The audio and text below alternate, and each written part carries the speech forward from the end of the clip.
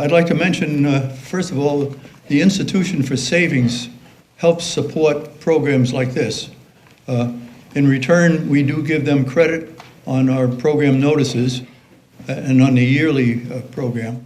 And we mention it in all the meetings, if we remember it.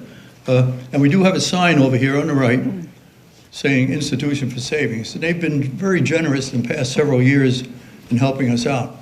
I don't know how many people see the Boston Globe, but a recent edition had a full-page listing by the institution of all the organizations that they support. And they are really interested in what goes on in the community. I think they're a pretty community-minded organization. And I've felt them personally to be a good organization to deal with. Certainly very community-oriented. Okay. The next meeting we have will be on March 10th. It's the annual meeting of the Society. It's really limited to members only because of we do have elections, and we thought elections should be limited to the members. You can easily join the organization by sending in a check for I think it's $35 for a couple, which isn't too bad compared with some of the other organizations around here for what you get from it. All the programs are free. We do have refreshments, courtesy of, up until now, Pat O'Connor for the past several years. She's retiring. And Chris Ronan, hi Chris, will be taking her place. And thank goodness for the great work that she has done, and that'll be continued under Chris's leadership. So, Pat, I'd like to thank you. This organization runs on volunteers, and when you have people like that, we're in good shape. I would point out that for the next meeting, it would be well for those of you who plan on being there to bring some refreshments. Pat, do you want to say anything about what refreshments? Well, just we're going to have soup as usual, but if you want to bring a goodie for dessert, that would be great. Okay. One other announcement here is we have a new PA system that's still being invented.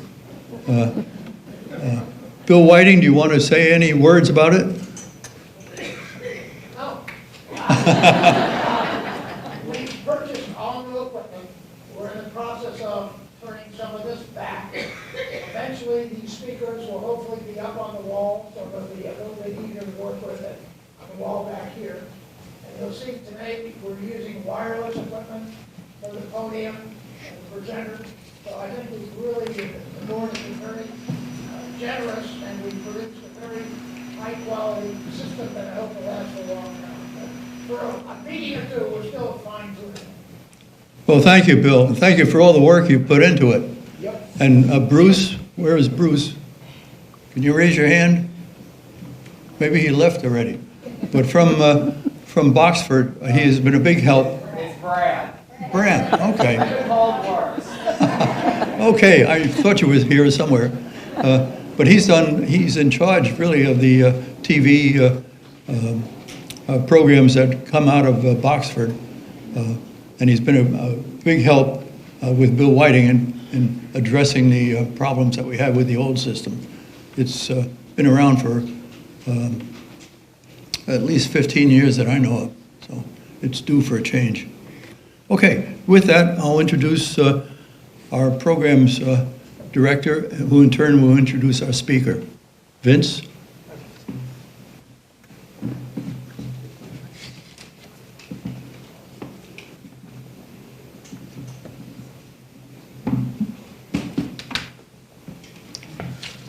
Wow, another full house. My goodness. It speaks well of the society, I must say. I'm going to begin this introduction by saying that shortly after the outbreak of World War II, All civilian persons of Japanese ancestry in this country, numbering nearly 120,000, were rounded up and placed in internment camps, or what they were called relocation camps, in a number of installations throughout the West and Midwest, mainly on the West Coast. After the war ended in 1945, they were able to resume their lives as legitimate citizens, and it is estimated that roughly 60% of those internment victims were American citizens at the time of their relocation. This episode has historically been controversial and in some quarters considered a violation of civil rights. Consequently, the experience has not gained much public popularity over the many years since that terrible war ended. Today's guest speaker is Joyce Fukasawa, who was, as a young child, was a member of those families that were moved to these so-called relocation camps. Joyce is a native of Southern California near Los Angeles, and later moved to Colorado, where she earned a degree in art from the University of Colorado, known as CU out there. And she subsequently was working in the professional field of interior design. She has also served as a board member of the International Interior Design Association. In recent years, she relocated to New England, to Linfield, to be near her daughter, and has enjoyed giving this presentation, among other interests, to students in the Linfield school system. So let's welcome Joyce as she recounts the Japanese internment during World War II. Joyce? Thank you.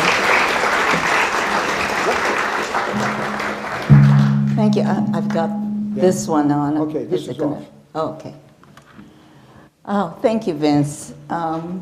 Thank you for coming, all of you. I like to share my 3 years that I was in the internment camp. As much as I can remember, I was 4 to 7 years old. I'll tell you a little bit about my background, or the family background. My father owned a wholesale.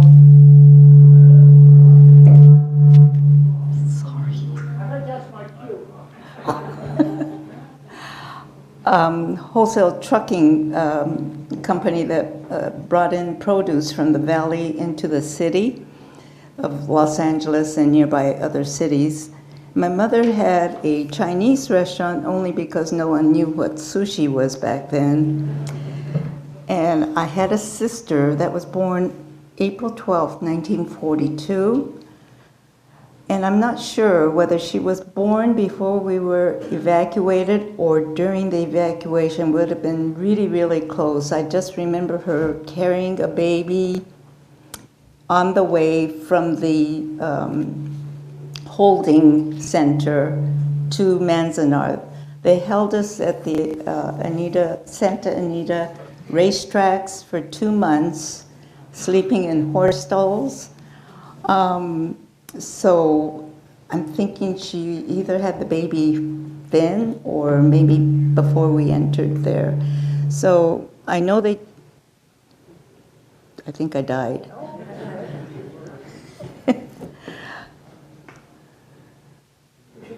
Okay? No. Am I okay? Yeah.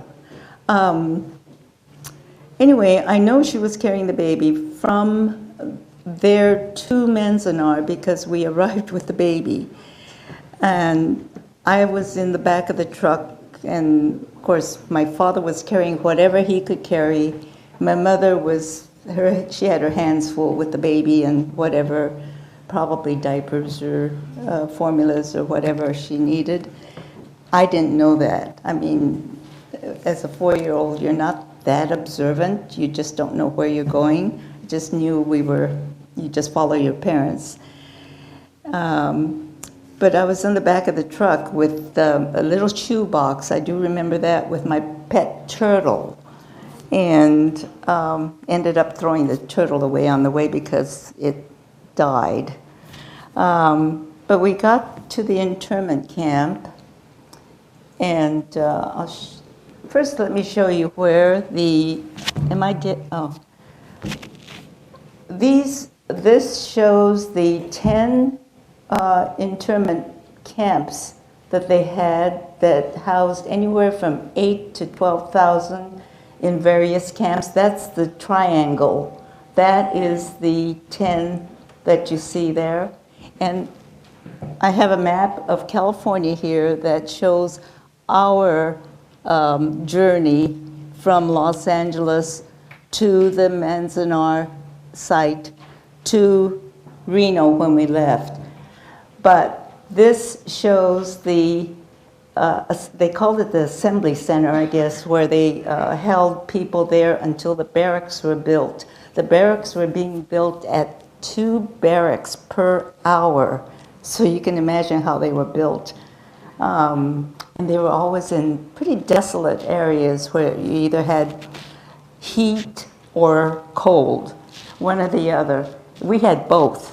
We were lucky, I guess. We're between Mount Whitney and the Death Valley, the highest point and the lowest point in the United States. So it was high desert at 4,000 feet high. And so it wasn't ideal weather.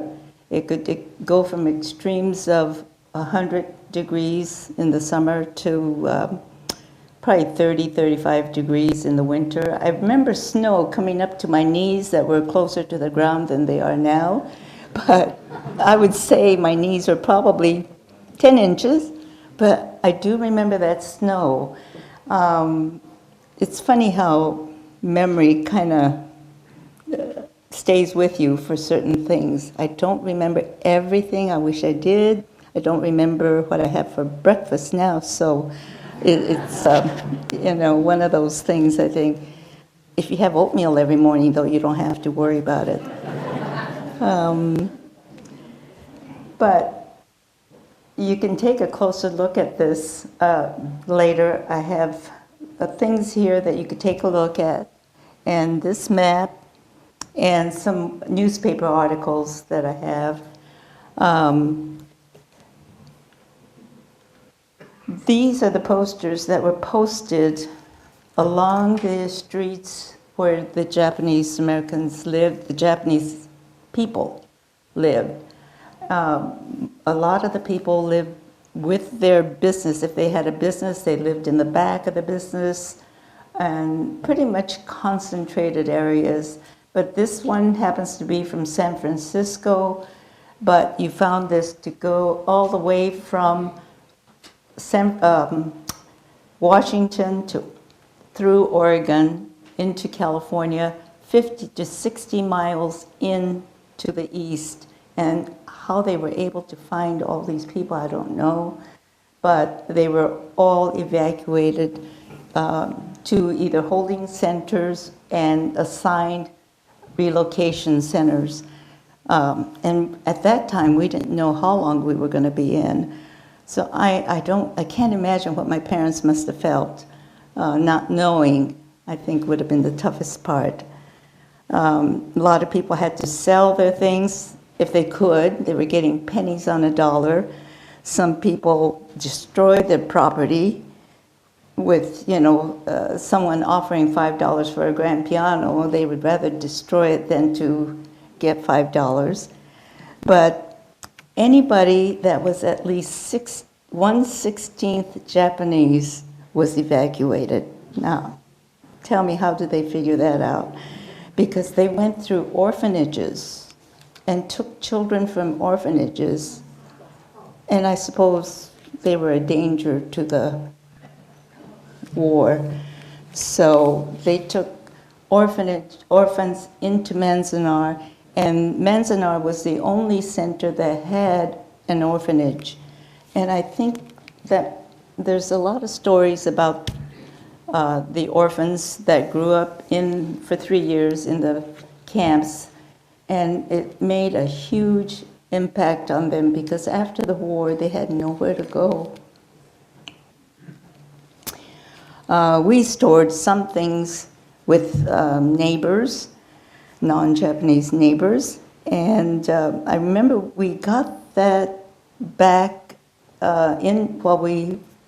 we evacuated back to Denver and not evacuated, but we were moved to Denver, and we got the property back, and they were moldy. And of course, that was probably because they kept it in their basement or something. I'm not sure.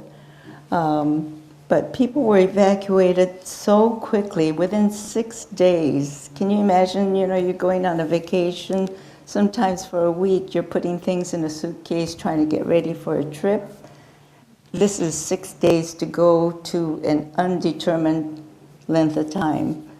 And even if you took things in for your children, they're going to grow up, which they did. I still don't know how we were able to survive.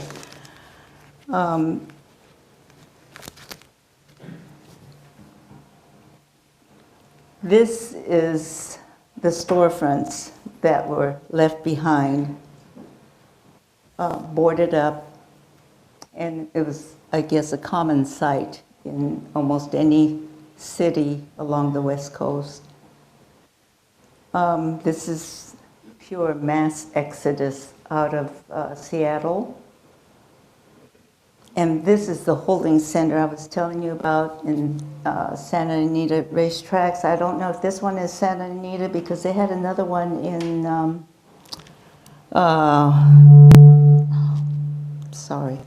there's another holding center they had up north, and it's also a racetrack, and people were held there I know we were there for 2 months because there's a record that we entered Manzanar on June 1st.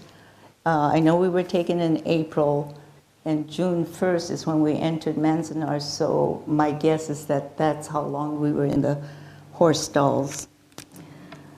When we entered Manzanar, this is what we were met with: sandstorms. It's desert. And sandstorms were so severe. I remember getting sand in my teeth, and eventually we got goggles somewhere. We would wear goggles and bandanas, and still you came home with sand. But it didn't matter because the barracks were so badly built. There were spaces between the boards, and the boards were really just covered with tar paper. And eventually the wind would wear off the tar paper and you could see out the boards. They were about like this. And you could see daylight through there. And of course the floorboards were the same way. And there was space in between the floorboards. And as kids, we used to crawl under the barracks and look up into people's apartments. Kind of fun pastime, we thought. This is food and supplies coming in to the camp area. And food was brought in the early days because there wasn't any, there really isn't anything close to Manzanar as far as the big city goes. It's about 4 hours today from Los Angeles. And I don't know what it is in miles. I think it's over 200 miles from Los Angeles. And of course, if you're coming from the north, you have the Sierra Mountains, Sierra Nevadas to go over. The other side of Mount Whitney is Yosemite and Sequoia National Park. So just from that, you can tell there isn't anything close by for food. And eventually what happened with Manzanar is they started to grow their own gardens and become more self-sufficient. They started a farm, had pigs, chicken, cows. They made soap from pigs and ate the meat, and they were able to feed 12,000 people. We were in blocks of barracks. There were, I think 36 blocks with 15 barracks per block. And they could house anywhere from 4 to 8 people in one apartment, so-called apartment. Each barrack was divided into 4. They were 20 by 25 feet with one light bulb on a pull chain, no running water. We had to go to the bathroom that we, of course, shared. This is a sort of a shot of the layout of the barracks in blocks. This is a rebuilt replica of one of the apartments. Ours didn't look this nice. This is a new one. It was built after 1992 when they made the visitor center. And this is the outside of the, see how the space is underneath? They always had it above ground, and you could crawl under and look up the floorboards. And so walking through there, and I have been there. I've been there 4 times back to Manzanar. Each time I went, they had added new things to the display. They have a visitor center, quite a place to visit. There were 99 military police that were brought in, and they were to guard the perimeter and control entry of anybody, and they were trained to kill us, not to protect us, as ordered by a Lieutenant Harvey Severson. And they were ordered not to speak to the internees. That must have been a boring job. They really didn't have much to watch for, except I would go to the bathroom after dark, and I remember the searchlight would come on. And they always had the searchlights on, but they would put it on me, and it would create kind of a double shadow, the searchlight and then the street light. And it always, to me as a kid, I thought somebody was always following me because there were 2 shadows. It was the scariest thing, and then I had to go to the bathroom. And my father eventually found some lumber and made a little seat, put a bucket under there, and made a little potty chair for me. And of course we had to make the bucket run every morning, but that helped a lot.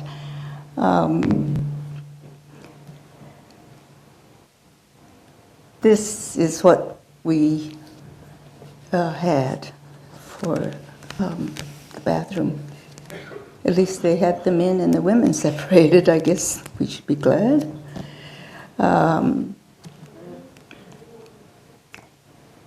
It says there, standing in line in front of the latrine, standing in line for a bath or shower, that was a shock. We got sick. I couldn't go. We didn't want to go. It was smelly and dirty. Then there were no partitions, and it was so cramped that we could almost touch each other. It was so humiliating. There were lines everywhere. This is the mess hall, 3 times a day. One mess hall would serve up to 300 people. And they had a mess hall for each block. So you listen for the gong, you get breakfast, lunch, and dinner. And what happened, because it was this kind of a mess hall, kids would see their friends and they would run over and sit with their friends. And because of that, the family unit fell apart. especially teenagers. You see friends and you want to go sit with them. Even parents did this. And they would find, somebody they knew, and they'd go and sit and talk with them. Became sort of a social thing, but the sad thing was the family unit fell apart. The family conversations and just getting to know the family. The elderly became isolated. They didn't approach other people. They didn't know anybody. But somehow we endured. I don't remember being hungry. And I've never been a finicky eater. All my friends know that. But I learned to drink coffee because my mother would have coffee every morning. And of course, from what I understand now, coffee was pretty tough to get, but so was milk. They would give the milk to the infants and the under 5 children first, and oftentimes they would run out of milk. So for me, I would have coffee, sip coffee from my mother's cup. But to this day, I still like coffee. You'd think I would hate it. But this is the guard tower. There were 8 of these around the perimeter of the camp. And those searchlights were really powerful, really, really bright. And I know they weren't halogen or whatever you call it now. But it stayed on all night. But once in a while, we would have blackouts. And they would sound this siren, and it's the most awful siren. I still don't like that sound. And I hear it once in a while. But that siren would go off, which meant you had to turn all the lights off. And then all of a sudden you would see this black dirigible floating up there. And you could hear that motor. It's a put, put, put kind of a sound. And they were black dirigibles. Kind of scary to see this ominous black huge thing floating in the sky. And I could see these tiny windows lit up. And I thought, now I think, I don't know how they could see out with the light in the dirigible, whether they just did a round just to scare us, maybe, I don't know. And it would last for a few minutes and they'd be gone, put the lights back on. It was just pretty eerie.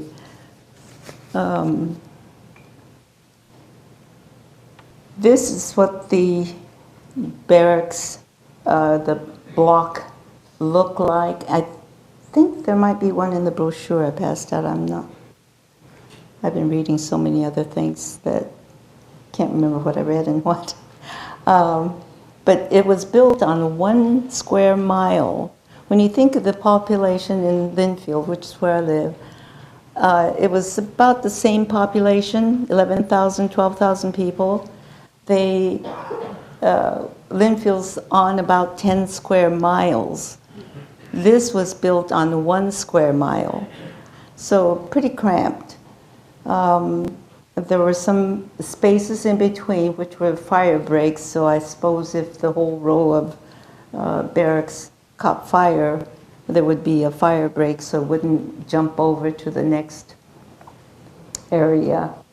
But I have to say, they did have a Protestant church, a Catholic church, and a Buddhist church on the campsite. They had an infirmary, hospital with doctors, and that's where my sister went November 1942 with meningitis and passed away. I always thought that was a place you go and never come home from.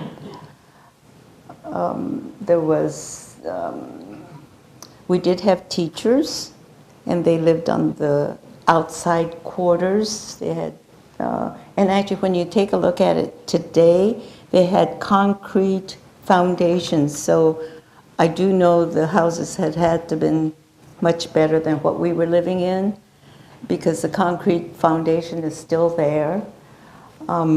There's a military base, military housing there for the soldiers.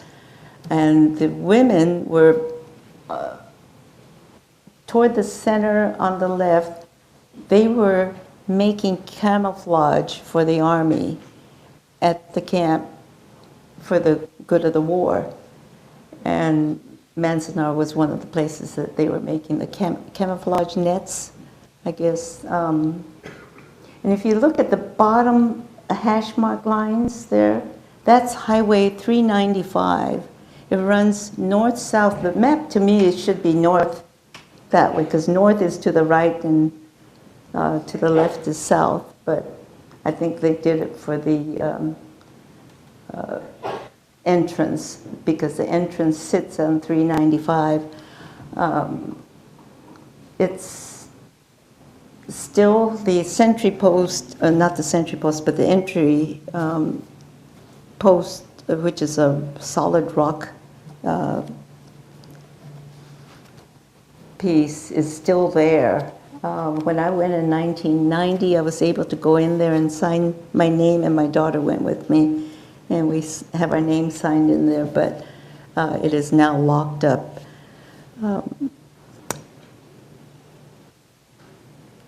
There's a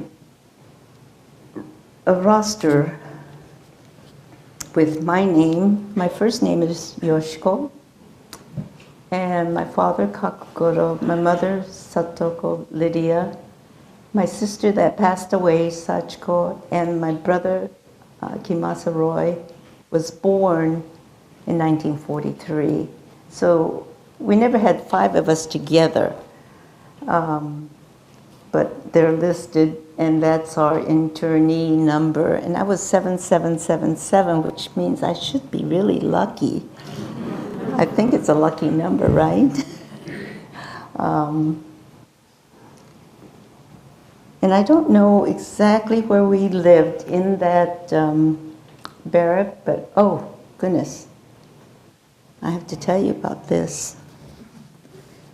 Can you see something wrong with that picture? The young man on the right is not Japanese. His name is Ralph Lazo. He was the only known non-spouse, non-Japanese American who voluntarily relocated to the internment camp. His story was told in a 2004 narrative short film, Stand Up for Justice. The Ralph Lazo story, it's called. Born in 1924 in Los Angeles to a Mexican-American father and an Irish-American mother. His mother died when he and his sister were young, leaving them in the care of their father, who worked painting houses and murals. Ralph was 17, a high school student, when he learned that his Japanese-American friends, with whom he had frequently been invited to dinners, their homes, and other neighbors who were being forcibly removed to internment camps. Manzanar. Lhasa was so outraged, he told his father, "I'm going to camp with my friends." His father didn't know what kind of camp he was going to. And he joined his friends on a train that took hundreds to Manzanar on May 1942. Officials never asked him about his ancestry. My father found out when he was really where he had really gone, but he didn't reprimand him. He said, "My father was a very wise man." While in Manzanar, he spent time at the orphanage playing games and entertained them with the orphans, and entertained them with jokes and quirky stories, and at Christmas time rallied 30 friends to go caroling in the neighborhood. He earned he was drafted in, am I doing something wrong? He was drafted a couple years later, 1943 or 44, I can't remember, and, drafted August 1944. He served in the Pacific until 1946 and received a Bronze Star for bravery, among other honors. He earned a sociology degree from UCLA, master's in education from Cal State. He maintained ties to the Japanese American community throughout his life, attending the Manzanar reunions and supporting efforts for government redress payments, which were eventually granted along with an apology. He worked as a high school teacher and an academic counselor at Valley College, where he pushed for educational equality for Latinos and others. He died at 67 on January 1st, 1992. I think that was quite a friend.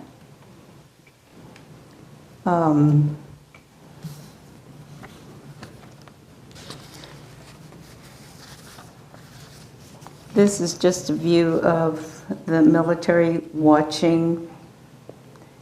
Here's the landscape of what it looks like today beyond the visitor center. I would say the visitor center is here, and in the front of it, and probably half a mile out. And those markers mark the blocks.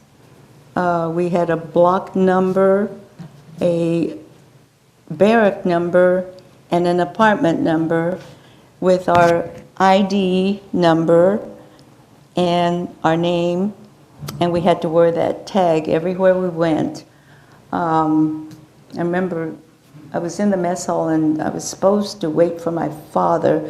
My mother left me there, and 5 minutes is too long for a child. And I decided I could go home by myself, so I just left. And I started to walk, and pretty soon the people, all the barracks look alike, but the people don't look the same. Maybe to you they would, but they didn't to me. And I knew I was lost, and they took me home because they knew where I lived with that tag. But it was a given that you had to wear that tag.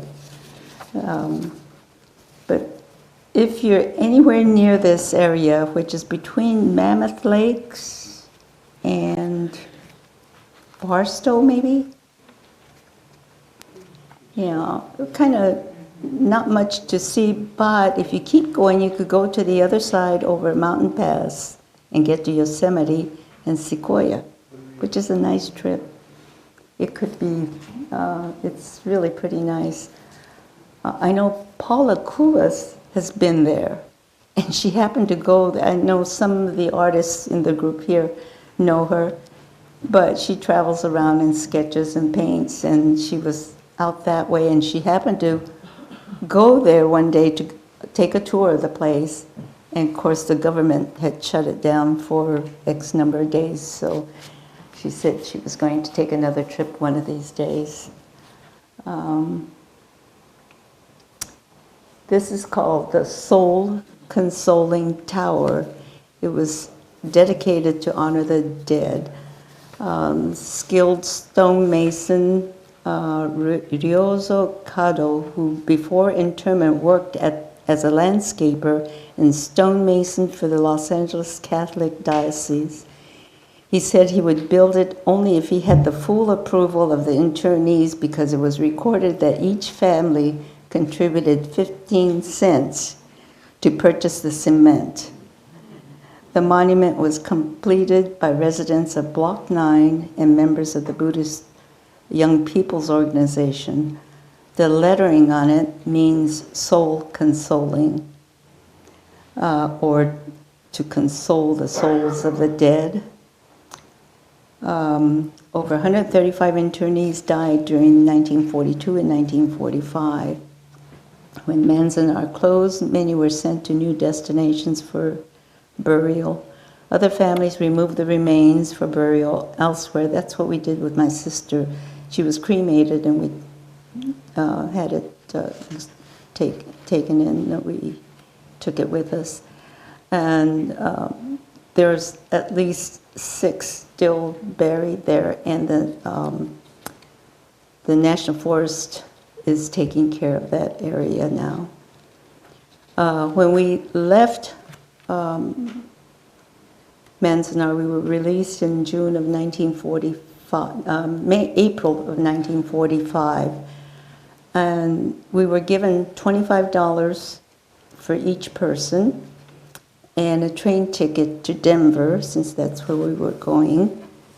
I should mention the reason we ended up in Denver is that it was the only state that would accept the Japanese outside of California at that time. And my uncles and grandfather had already settled there, so not really settled, but they were out of some other camps and they went to Denver, so we joined them. I don't know how we found out these things, so, you know. But anyway, I was in kindergarten, I was in first grade, and the first grade teacher brought the entire class to say goodbye, and she did that with each child that was leaving the camp through 1945. We ended up in Denver, and of course there were other challenges once we moved to Denver.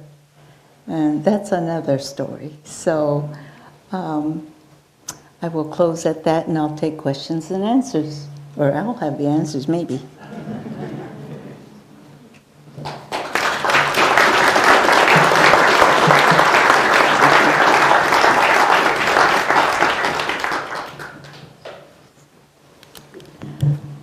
Vince. How many years, how many generations of Japanese people were there? In other words, when did they immigrate? When did My father... Was he an immigrant himself? Yeah, my father was an immigrant, and he came in 1917. He was, let's see, he was born in 1901, so he was 17. My mother was born in California, Visalia, California. So when you say how many generations, I think, you know, there was a span of probably 4 or 5 generations within the camp, I would think. You know, grandmother, great-grandmother, a mother, child, you know. When did the first wave of Japanese immigrate to California? In the late 1800s. Late 1800s. They still couldn't buy land. They could buy businesses, but they couldn't buy land. I can't remember what year it was that they opened up ownership of land. Yes, and not as much of the Chinese, but they did help with the railroads. Yeah, I think that's why you find Chinese food everywhere you go, because they went with the railroad, right? Yeah, I think, yes. Do you know if any of the younger men out of the camp became part of the Japanese? 442nd? Yes. Yes. My uncle by default, when I say default, he was married to my aunt but divorced her. So he was my uncle by default, was in the 442nd.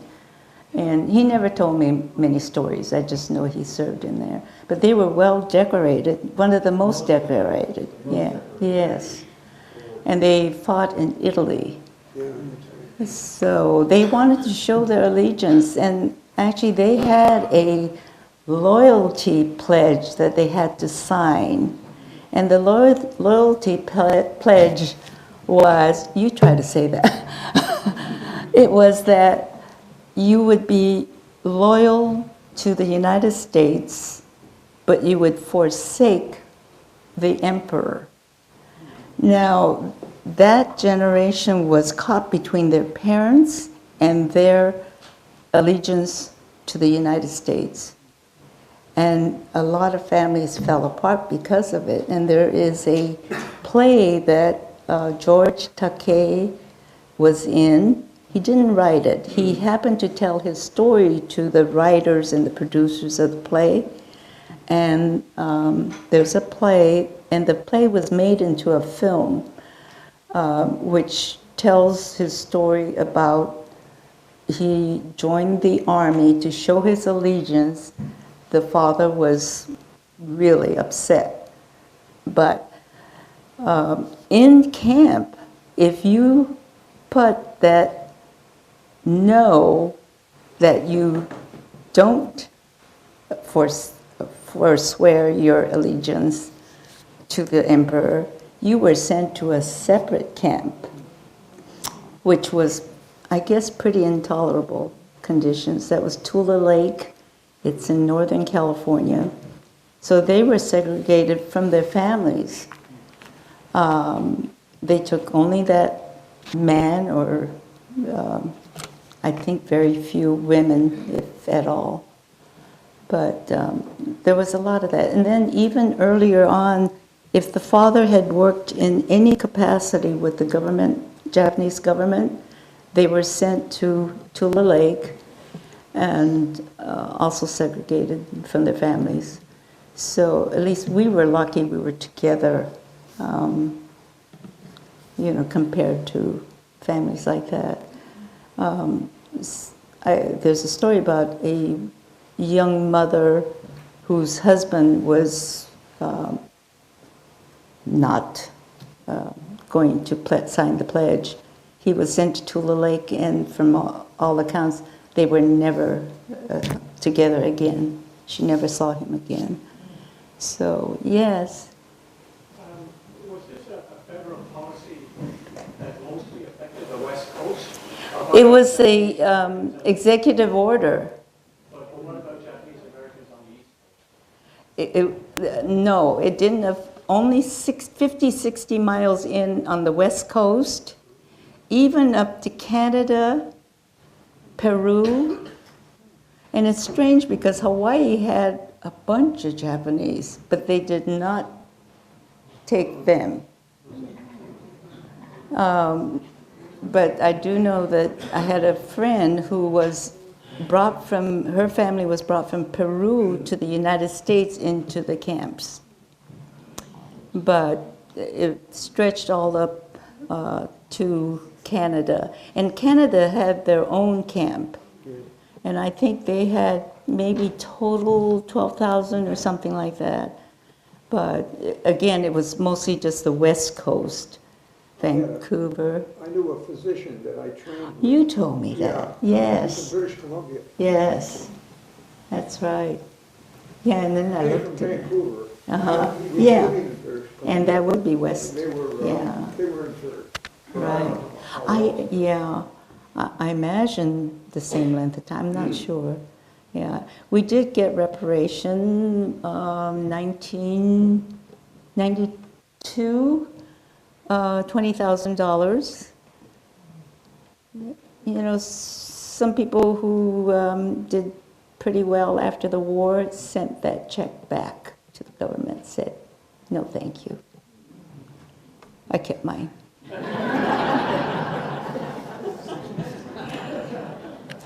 Yes. Was that per family or Per individual. Per individual. Yeah. Yes. Could any of your former neighbors visit you, and if they could, did they? I don't. We all ended up going to so many different places. When you say neighbors, you mean within the camp? No, I'm talking about from where you lived in your original home. Oh, in Costa Mesa. And maybe some people who are not Japanese American. Were Right. they allowed to visit you? Yeah, I don't think so, because my parents never went back. They never went back. They never talked about it. They were stoic people. So, no. And I wish we did have that connection, but no, we didn't. Yeah, there's somebody. Yes? Did people try to escape? I'm sorry? People try to escape from the They tried, but they got shot. I know at least one it wasn't like, where do you go? Except I think in a place like that, say if I was 20 years old, I think I would have gone berserk. I'm glad I was as young as I was, and I'm wondering if there weren't more incidents that I don't know about. But I know there was one shooting, but there's nothing out there for miles, even if you escaped. And that's true with every one of those camps. There really wasn't anywhere to go for miles. Extreme weathers, Yeah, it's, yes. Joyce, clothing, do the government supply clothing and what kind of clothing? No. We probably wore the same thing every day like I do now. I know, but the kids grow, I mean, Yes, blankets, yeah. you need blankets. Well, we had a friend, and I don't know how we knew these people, but they didn't have any children. And this lady, I had to go down to her place, and she would measure me, and I thought that's how you got clothes. But she would take rice sacks, they were fabric, she'd have it bleached. You could still see some of the lettering on it. Make the cutest clothes. And she even sent me some after the war. There's a picture of me after the war where I was wearing it, and when I look at it now, it's not so cute, but yeah, it was so nice of her to do that. But I remember going to her place, and she'd measure me and make clothes. My mother used to sew for me too, but I don't know where she got the fabric. We had a general store, but I have to tell you, my father made $16 a month. And that was good, because a doctor got $19 a month. And so, it was fair game, I guess.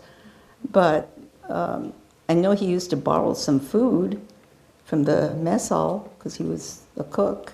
He rigged up some, because we had electricity, we didn't have water. But I remember he made a cake. Somehow he made this oven thing with tin and baked on a hot plate. And I went and invited everybody over. That didn't go over very well. I thought, oh my gosh, I could have had it all for myself. But he was pretty innovative. But when we're done, you could come up and take a look at some of the things I have. My father made these. I don't know where he got the wood, but I think it's redwood. And I think the dust came with it. But my mother would make the little thongs for the toes, and he would sell it for $1 because the showers were gang showers. You don't want to walk in there on bare feet. So he would make these things and sell them for $1. But it's the only one I have left, and my mother didn't get around to making the thong on there. But I have some other books and different things you could take a look at. So they did have a general store, and you could buy thread and shoelaces, ice cream once a month in the summer. And I never got ice cream because you stand in line like you do everything else, and by the time you get to the counter, the ice cream is gone. So I don't think I had one ice cream cone during the 3 years. But I think I'm glad I was a child, that's all I can say. It was, except a Montgomery Ward catalog caught my eye one day. And there was a dress I wanted so badly. It was one of those sailor collar things with the navy blue piping, or red piping, a navy dress with little buttons. And I wrote this order form out, put it in the mail with no stamp or check or anything. And of course it came back. And I remember my mother crying, because we couldn't buy that dress. It was probably $5 maybe, $4, I don't know. I have no idea. But that's how people were getting things, because they went in with whatever monies they can get a hold of. And, when it was gone, it was gone.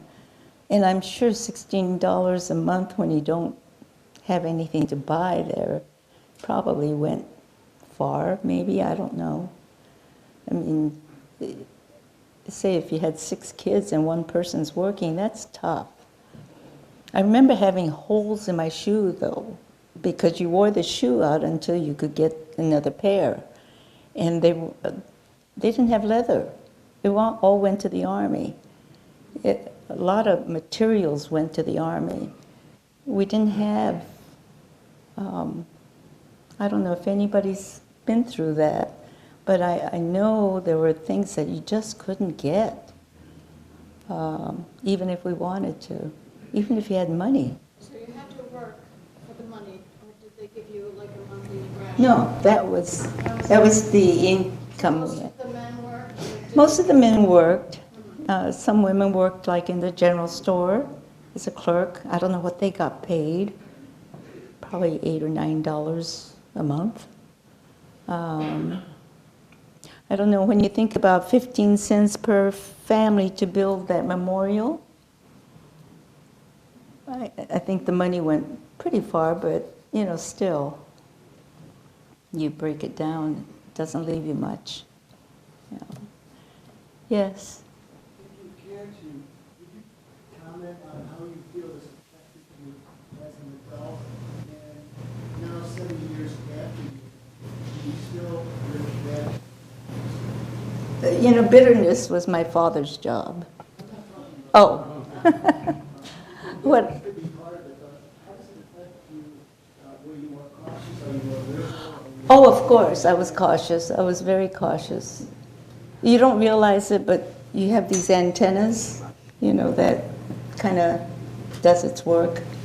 And I think I still am to this day, maybe, in a sense. My uncle was looking for an apartment. This is in 1959 in Denver. It was after his divorce, and he was looking for an apartment. So we were going through the newspaper, and he said, "Will you go with me?" I said, "Sure." Well, he made a phone call, and the apartment was available, and we went to look at it, and now the apartment is taken. So it's a subtle message that you learn to read, and you just go on. You know, you can't do anything about that. We could take one more question before refreshments. Oh, okay.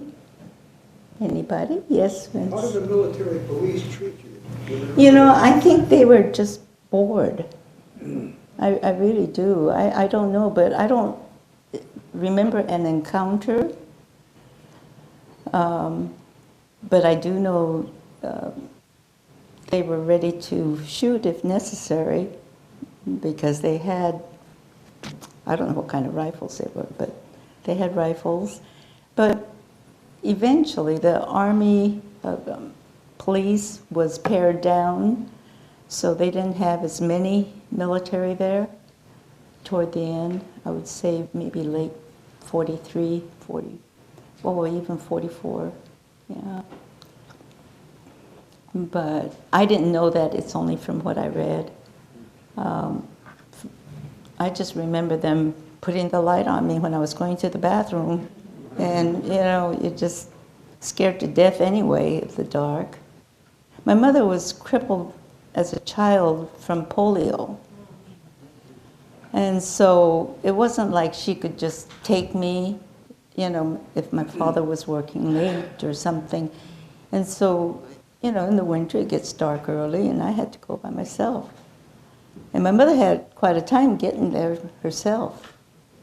I don't know where my father found it, but he found one of those wagons with the little gates that used to come off. And he found that and would take my mother to church in that. I mean, that was a convertible.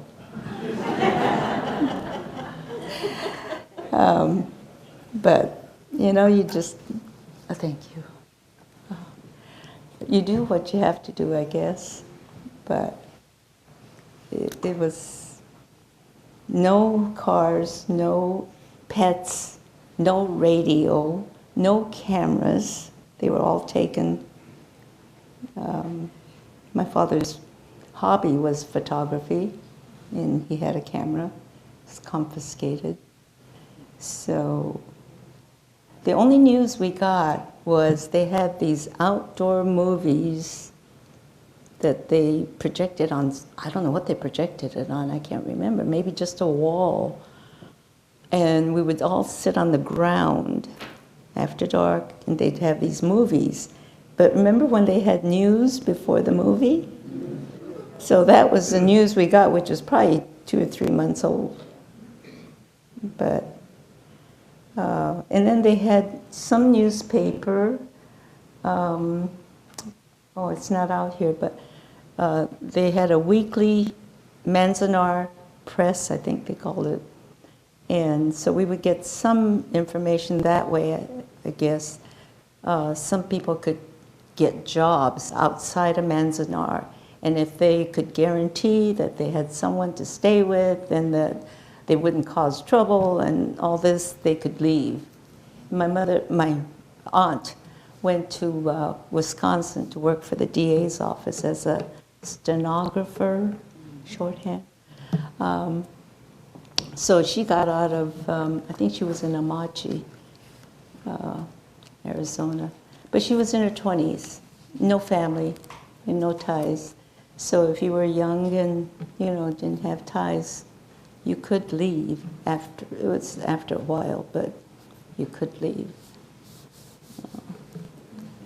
So, Well, thank you. well, thank you for coming in. Thank you. We have something for you. Oh, There are plenty of refreshments in the back here, so avail yourself.